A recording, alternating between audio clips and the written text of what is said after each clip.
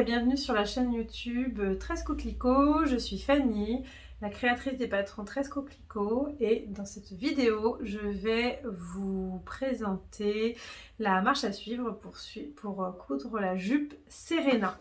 Donc la jupe Serena, la voici. J'ai pas encore imprimé les dessins techniques, donc je vous montre le dessin de style. Donc c'est une jupe, on va dire que c'est un peu une jupe crayon revisitée, elle est assez droite.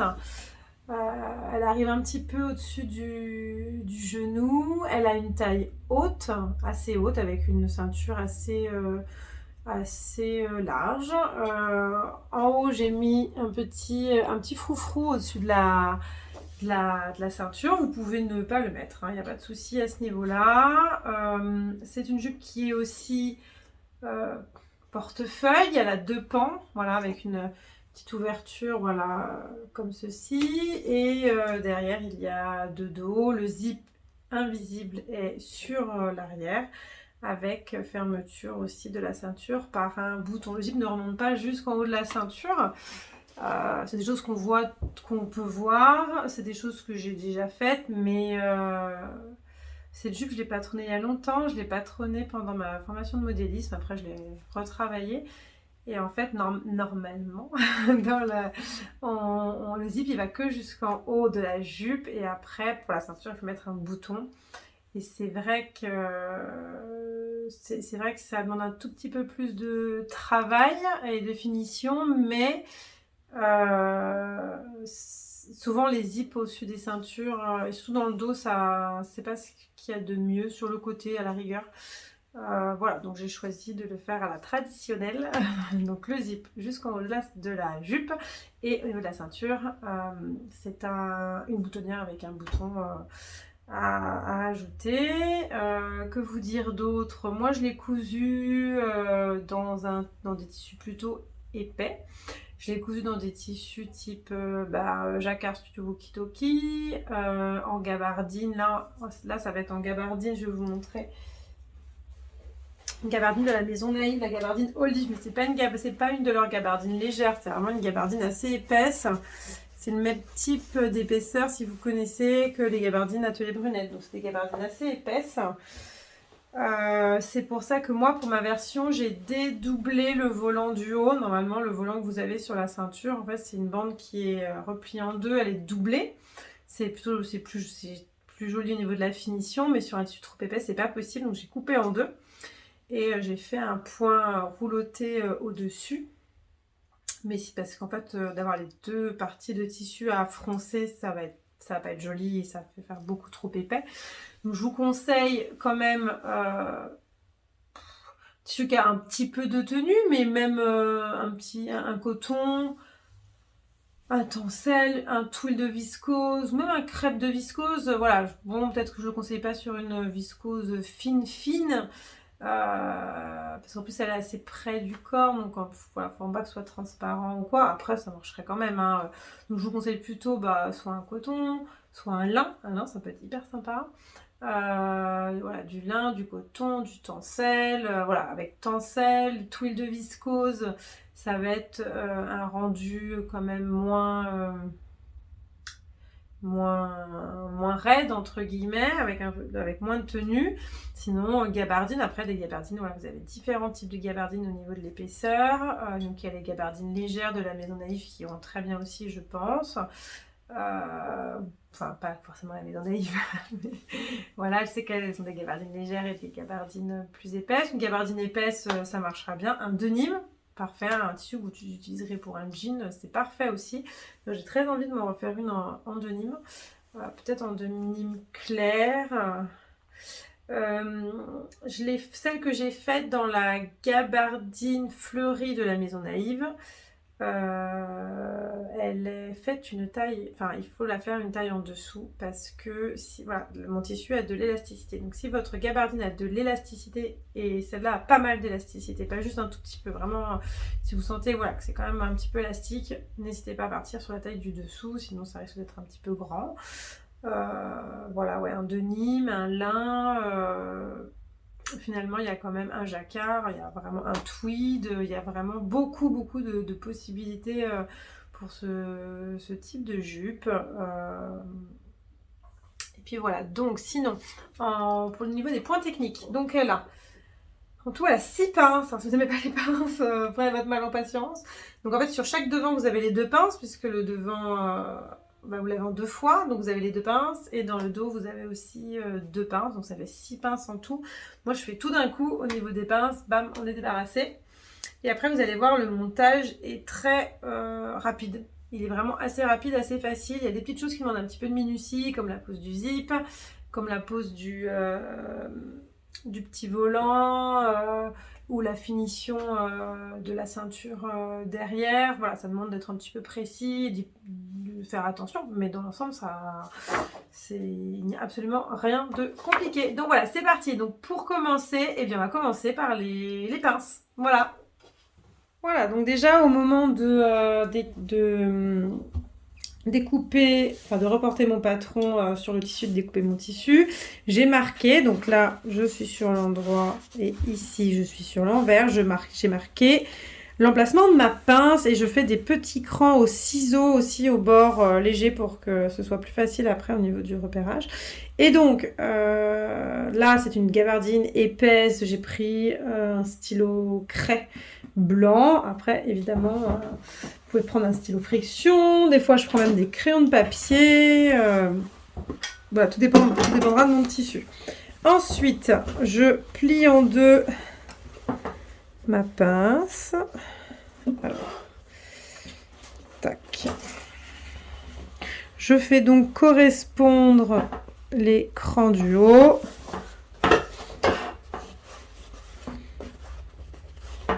Et je vais jusqu'à la pointe qui est là. Je fais bien correspondre l'eau. Et moi, je vais passer un petit coup de fer. Sur une gabardine, je trouve que c'est quand même mieux. Je ne le fais pas toujours. Et surtout, si j'ai du stylo friction, je ne le fais pas. Sinon, après, j'ai plus le stylo friction s'en va. Mais voilà, sur une gabardine comme ça, je trouve que c'est quand même pas mal d'avoir passé un petit coup de fer pour que ce soit bien en place. Hop, je mets 2 petites épingles, voilà, juste pour maintenir rapidement. Et ensuite, je vais venir piquer ici, tout le long de ma ligne, jusqu'au point. Et après, je vais continuer en piquant dans le vide. Et je ferai un point d'arrêt plus tard. Je vais donc passer à la couture des pinces et je vais vous faire un petit point aiguille, par exemple. Donc là, c'est un tissu qui est assez épais, type un peu jean de Nîmes, c'est la gabardine. C'est un tissage qui est serré. Donc j'ai mis une aiguille 90, voilà, pour être sûr que ça passe bien. Faites attention si votre aiguille est émoussée ou si, enfin voilà, ça a été déjà beaucoup utilisé. C'est possible que des fois elle fasse des siennes et donc il faut la jeter et la changer. Et surtout, il faut utiliser la bonne taille d'aiguille. Donc par exemple, pour un tissu très fin, utilisez des aiguilles Microtex 60. Moi, j'utilise des 70 parce que je sais pas, les 60, elles tiennent pas sur ma machine. Donc voilà, tissu fin, très fin, 60-70. Tissu, voilà, légèrement un peu plus épais, vous pouvez être sur 80. Le de Nîmes, c'est plutôt 90, voire 100 si c'est très épais. Voilà, les manteaux, 90, 100. Hein. Puis vous avez des aiguilles spéciales de Nîmes, spéciales cuir. Voilà, donc n'hésitez pas à bien vous équiper parce que ça va tout changer au niveau du rendu, au niveau de votre point. Donc voilà, moi j'ai passé en 90. J'ai pas trouvé la couleur exacte, mais par contre je l'avais en surjeteuse, c'est exactement la même couleur. Donc je me suis fait des canettes, 2 canettes, une pour la canette et une pour le dessus avec mon cône de surjeteuse, voilà. Et ça peut être une astuce, voilà. Si vous n'avez pas la bonne couleur mais que vous l'avez en cône. Et puis là je vais piquer les pinces.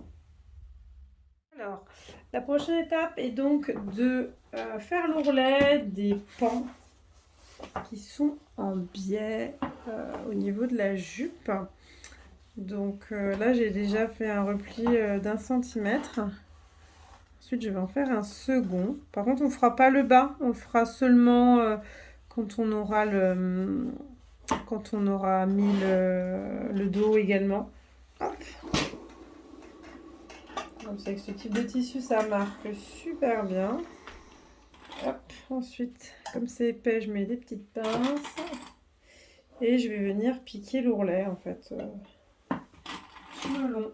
Et je fais ça tout le long. Je fais ça sur les deux pans. L'ourlet du bas, on se le garde pour plus tard. Pour le montage des poches. Déjà, il va falloir préparer votre poche. Donc, ce que je vous conseille, c'est de commencer par rabattre sur... faire un repli de 1 cm sur les 3 côtés. Côté gauche, côté droit et le bas. En laissant pour l'instant le dessus.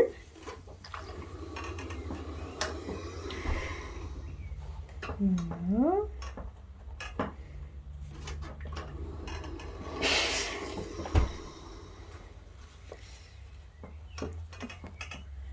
Un petit centimètre. Et puis ensuite, vous allez pouvoir rabattre comme ça. 1 cm pour commencer. Un autre centimètre. Il faut que ce soit fermé, c'est peut-être plus joli.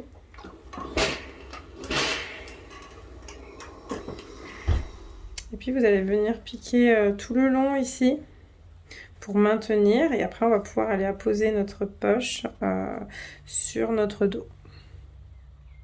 Donc à présent, j'ai épinglé la poche en fonction des repères et je vais venir faire une petite piqûre à 0,2, 0,3 et puis après une piqûre à 1 cm. Voilà, j'aime bien en faire 2, ça maintient bien la poche en plus. Alors, vous voici avec un des côtés. Hein. Et donc vous allez pouvoir ensuite...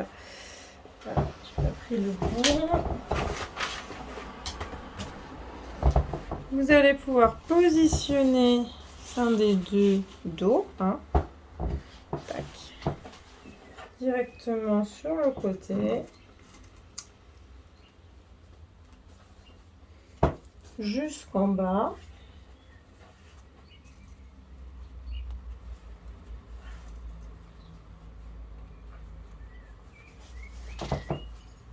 Voilà, et puis vous allez venir piquer à 1 cm tout du long jusqu'en bas et vous faites pareil de l'autre côté. Maintenant on va positionner le zip. Comme je suis au bord de la table, j'ai mis le pot histoire que la jupe ne glisse pas trop et que vous soyez bien, que tout soit bien visible au milieu pour vous. Alors, j'ai mis un petit repère ici à la craie où vous pouvez faire un petit encoche à 1 cm.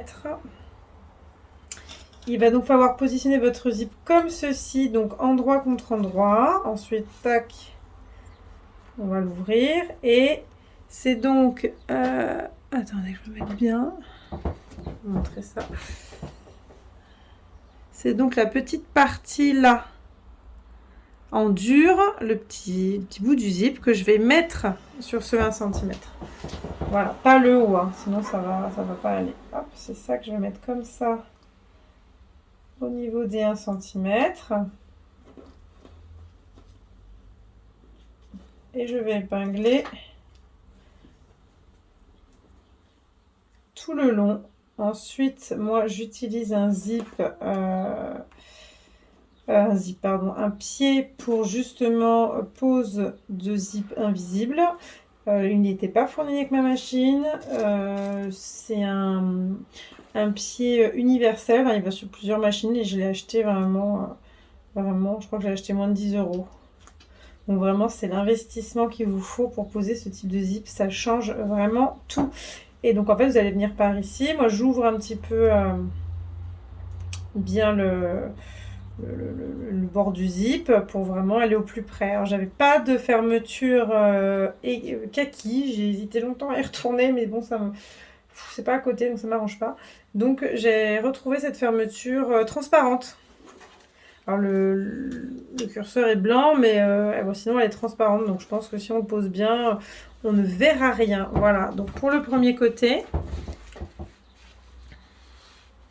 Et vous voyez, moi je vous ai fait un cran sur le patron et donc vous venez piquer jusqu'au cran quoi.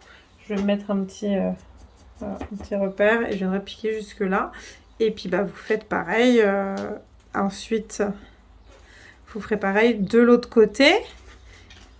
Il faudra retourner toujours endroit contre endroit votre zip et vous le positionnez de la même manière. Alors, je vous montre maintenant où j'en suis. Donc là, j'ai posé le zip. Je vais vous montrer ça. Donc logiquement, si on prend son temps et qu'on fait attention, vous voyez, on voit pas du tout le zip, on voit que la tirette. Voilà.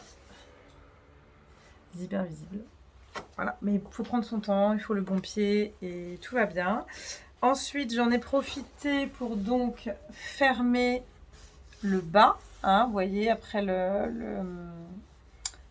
zip, hop, j'ai fermé le bas et j'ai fait un ourlet de 2 rentrées de 1 cm chacun. Et quand vous êtes sur le bord, ça vous donne quelque chose comme ça. Vous voyez encore un fil. Ça, c'est le bas de la jupe.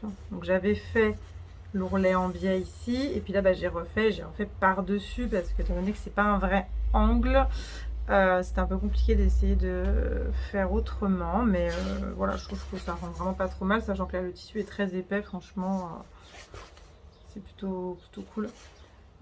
J'ai cranté les petits surplus de couture qu'il y avait au niveau de toutes ces coutures là, histoire d'avoir un petit peu moins d'épaisseur pour l'ourlet.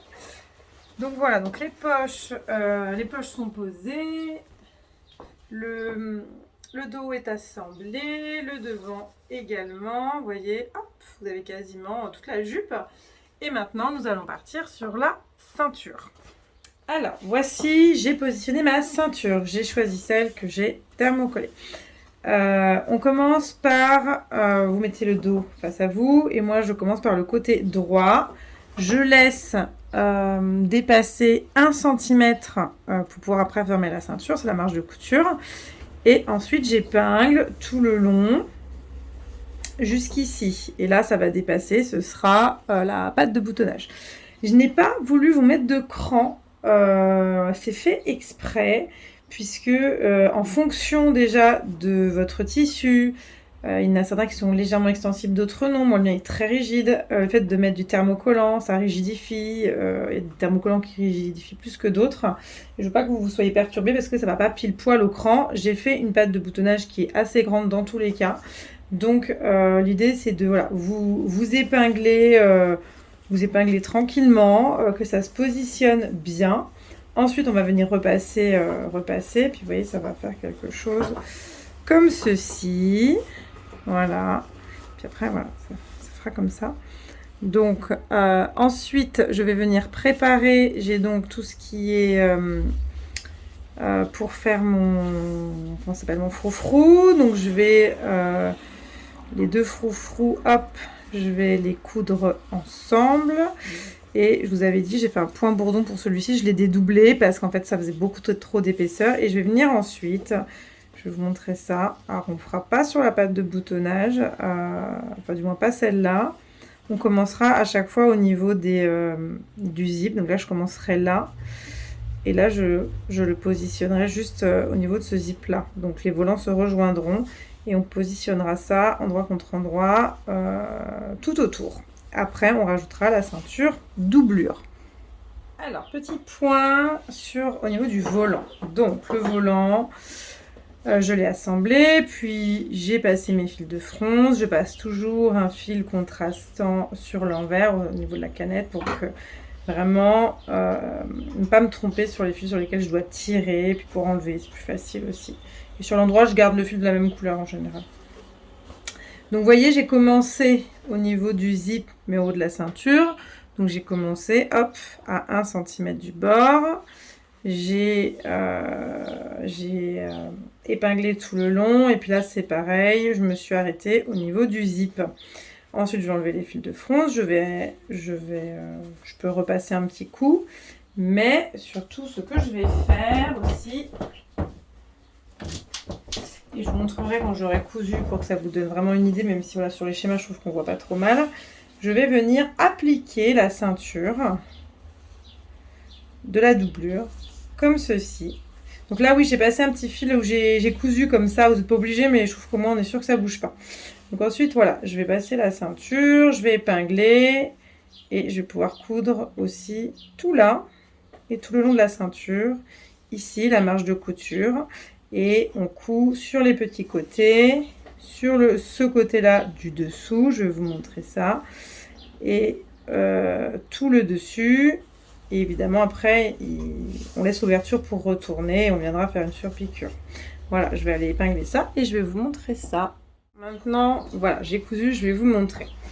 Pour cette partie-là, qui est la partie droite ou portée, j'avais fait le petit repli d'1 centimètre pour que ce soit après plus facile à retourner. Ensuite, je vais cranter là et je vais retourner.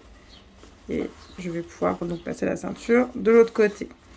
J'ai fait tout le long et ensuite je suis arrivée là. Donc là, j'ai continué 1 cm, 1 cm, 1 cm. Je vais cranter et je vais devoir retourner toute cette partie-là dans l'autre sens. Voilà. Donc par exemple, je vous montre, je n'ai pas encore cranté, mais je vais vous montrer un petit peu. Voilà, vous allez avoir bien votre froufrou qui ressort. Et ce qu'il faudra faire dans l'autre sens, ça va être de plier 1 cm, passer au fer et mettre des petites épingles. Voilà, et venir surpiquer de ce côté-là, de 3 mm du bord pour bien tenir la ceinture doublure. Et donc voici pour vous montrer le final. Donc la ceinture est posée. Vous voyez ce que ça rend, voilà, piqué tout le long, tac, tac, tac, tac, tac, tac, tac, tout piqué, donc tout piqué sur l'extérieur. Et donc voilà, si on remonte, il n'y a que la tirette qu'on voit en blanc, puis bon voilà, ça reste léger. Je crois quand j'avais vu qu'on pouvait peut-être mettre du vernis à ongles de la même couleur et puis que ça tenait, bref, à voir. Donc là, je vais faire la boutonnière. Si vous trouvez que cette partie-là, elle vous paraît trop longue, votre bouton est plus petit, bon, vous pouvez toujours la réduire, il n'y a pas trop de soucis. Et alors, moi, j'avais des boutons de la Maison Naïve. Voilà, vous voyez, ça va faire ça. Je trouvais que c'était pas mal parce que je voyais plutôt un gros bouton plutôt qu'un petit. Ça va me permettre de faire une belle boutonnière dans ce sens-là, mais on peut très bien aussi la mettre dans ce sens-là. Voilà, à vous de voir. Et puis maintenant, il me reste les passants à poser. Dernier point, les passants. Voilà, moi je les ai surjetés. C'est plus propre. Alors, pour les passants, ce que je fais, c'est que je plie en deux. Je passe un petit coup de fer pour faire la pliure en fait. Ensuite, je ramène vers le milieu les bords, soit un à la fois, soit comme là, les deux ensemble. Tac. Et donc, je repasse un petit coup de fer. Ensuite, je vais venir surpiquer juste au bord de chacun des passants. Et maintenant, je vais vous montrer la marche à suivre pour poser les passants. Donc voilà, donc j'ai mon passant. En fait, vous allez le poser comme ça, 1,5 cm du bord. Vous viendrez piquer à, je sais pas, 0,7. Vous viendrez faire une première piqûre. Ensuite, avec votre fer, moi je ne suis épais, alors j'espère que ça va le faire. Je vais revenir refaire une petite surpiqûre là-haut. C'est vrai que des fois, c'est pas le plus simple, mais bon. Et ensuite, je vais replier en bas sur 1 cm, 1,5 cm, comme ceci. Oui, ça sera positionné comme ça. Et je viendrai refaire une surpiqûre ici, enfin une piqûre pour pouvoir vraiment positionner votre passant comme ceci. Et il est assez large normalement. Moi, j'y mets des ceintures assez larges. Voilà, donc qui sont assez à la mode en ce moment. Si le pas à pas de la jupe Serena est à présent terminé, j'espère qu'il n'y a pas de zone d'ombre et que tout est plutôt clair entre les schémas du livret et la vidéo. Hein. L'idée c'est que ce soit complémentaire, donc normalement avec les deux, je pense que vous avez toutes les infos dont vous avez besoin. Néanmoins, si il y a tout ce qui sont pas clairs ou que vous avez encore du mal à comprendre certaines étapes, n'hésitez pas à m'envoyer un message soit sur la boutique en ligne avec la page contact, soit sur Instagram, soit par mail. Voilà, à bientôt!